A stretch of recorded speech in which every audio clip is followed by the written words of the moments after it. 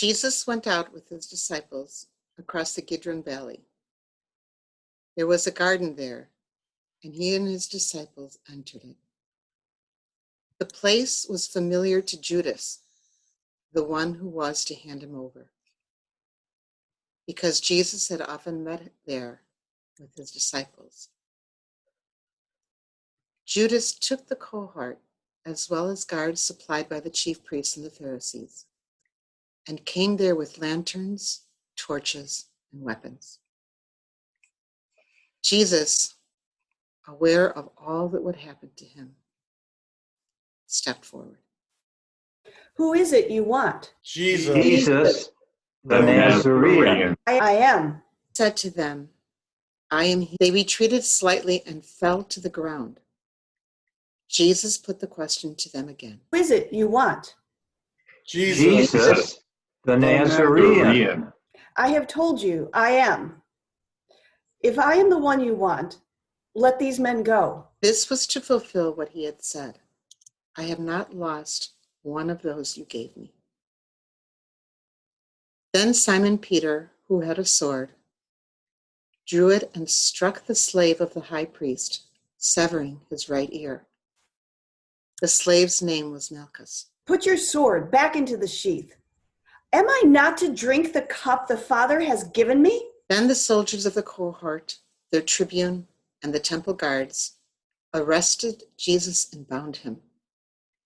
They led him to Annas, the father-in-law of Caiaphas, who was high priest that year. It was Caiaphas who had proposed to the temple authorities the advantage of having one man die for the people. Simon Peter, in company with another disciple, kept following Jesus closely. This disciple, who was known to the high priest, stayed with Jesus as far as the high priest's courtyard, while Peter was left standing at the gate. This disciple came out and spoke to the woman at the gate, then brought Peter in. This servant who kept the gate saw Peter. Aren't you one of this man's followers? Not I. Now the night was cold. The servants and guards who were standing round had made a charcoal fire to warm themselves. Peter joined them and stood there warming himself. The high priest questioned Jesus, first about his disciples and then about his teaching. I have spoken publicly to any who would listen. I always taught in a synagogue or in the temple area where all the Jews come together. There was nothing secret about anything I said. Why do you question me? Question those who heard me when I spoke. It should be obvious they will know what I said. At this reply, one of the guards who was standing nearby gave Jesus a sharp blow on the face. Is that any way to answer the high priest? If I have said anything wrong, produce the evidence. But if I have spoken the truth, why hit me? Annas next sent him, bound, to the high priest Caiaphas. All through this, Simon Peter had been standing there warming himself. The servants and guards said to him, Are you not a disciple of his? I am not. But did I not see you with him in the garden? Insisted one of the high priest's slaves. As it happened, a relative of the man whose ear Peter had severed. But Peter denied it again. At that moment, a cock began to crow. At daybreak, they brought Jesus from Caiaphas to the praetorium. They did not enter the praetorium themselves, for they had to avoid ritual impurity if they were to eat the Passover supper. Pilate came out to them. What accusation do you bring against this man? If he were not a criminal, we would certainly not have handed him over to you. Why do you not take him and pass judgment on him according to your law? We may not put anyone to death. This was to fulfill what Jesus had said, indicating the sort of death he would die. Pilate went back into the praetorium. Are you the king of the Jews? Are you saying this on your own, or have others been telling you about me? I am no Jew.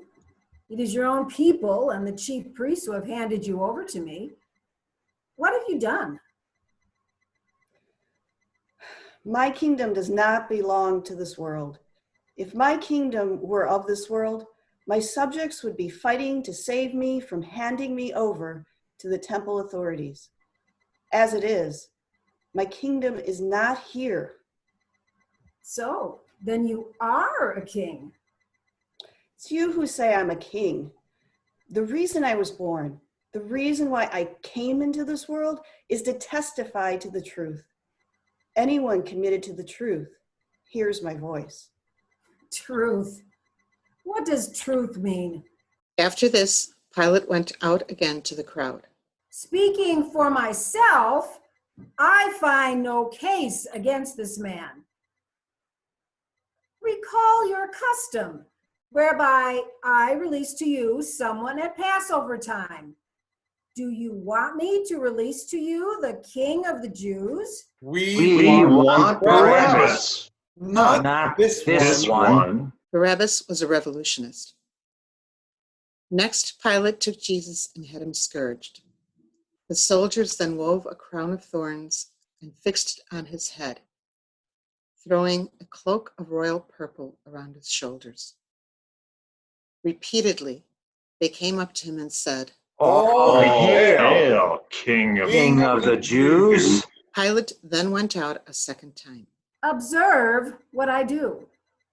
I am going to bring him out to you to make you realize that I find no case against him. Then Jesus came out wearing the crown of thorns and the purple cloak. Look at the man. Crucify him! Crucify him! Crucify him! Crucify him! Take him and crucify him yourselves. I find no case against him. We have our law, and according to that law, he must die, because he made himself God's son. When Pilate heard this kind of talk, he was more afraid than ever and went back into the praetorium. Where do you come from? Do you refuse to answer me? Do you not know that I have the power to release you and the power to crucify you?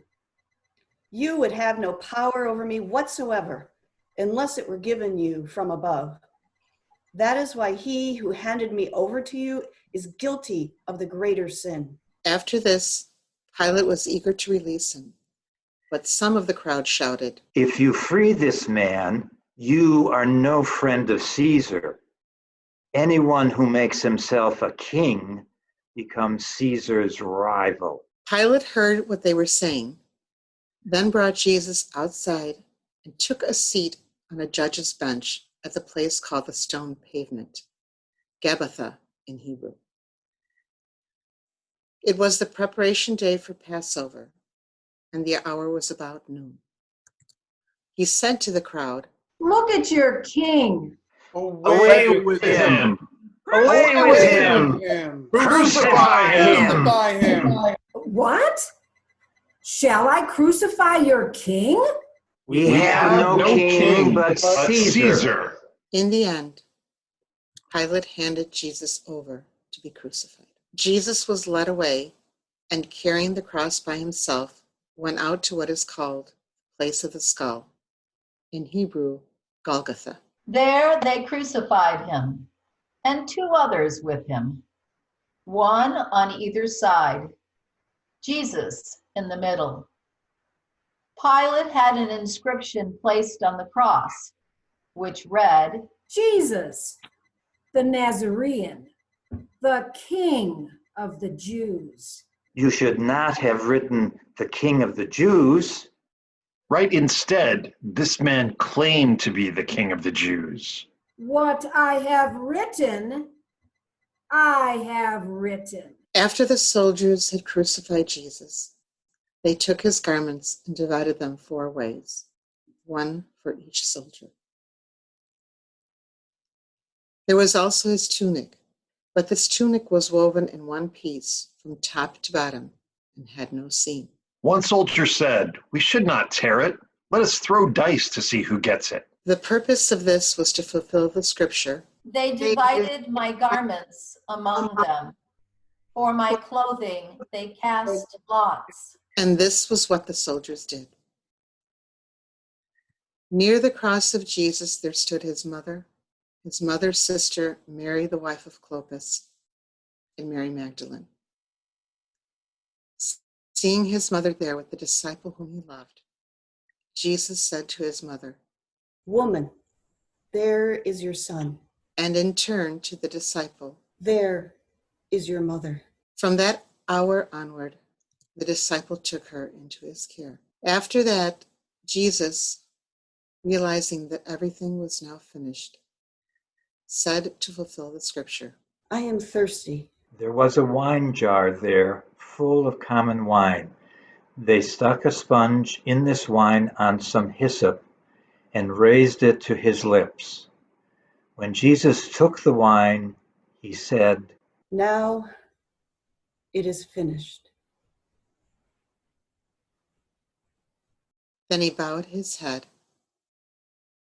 and delivered over his spirit. Since it was a preparation day, the Jews did not want to have the bodies left on the cross during the Sabbath, for the Sabbath was a solemn feast. They asked Pilate that the legs be broken and the bodies be taken away. Accordingly, the soldiers came and broke the legs of the men crucified with Jesus, first of one, then of the other. When they came to Jesus and saw that he was already dead, they did not break his legs. One of the soldiers thrust a lance into his side, and immediately blood and water flowed out. "This testimony has been given by an eyewitness, and his testimony is true." These events took place for the fulfillment of scripture. Break none of his bones. There is still another scripture passage which says, They shall look on him whom they have pierced. Afterward, Joseph of Arimathea, a disciple of Jesus, although a secret one for fear of the authorities, asked Pilate's permission to remove the body of Jesus. Pilate granted it. So they came and took the body away. Nicodemus, the man who had first come to Jesus at night, also came, bringing a mixture of myrrh and aloes, which weighed about 100 pounds. They took the body of Jesus and, in accordance with Jewish burial custom, bound it up in wrappings of cloth with perfumed oil. In the place where he had been crucified, there was a garden, and in the garden a new tomb, in which no one had ever been buried. Because of the Jewish preparation day, they laid Jesus there, for the tomb was close at hand.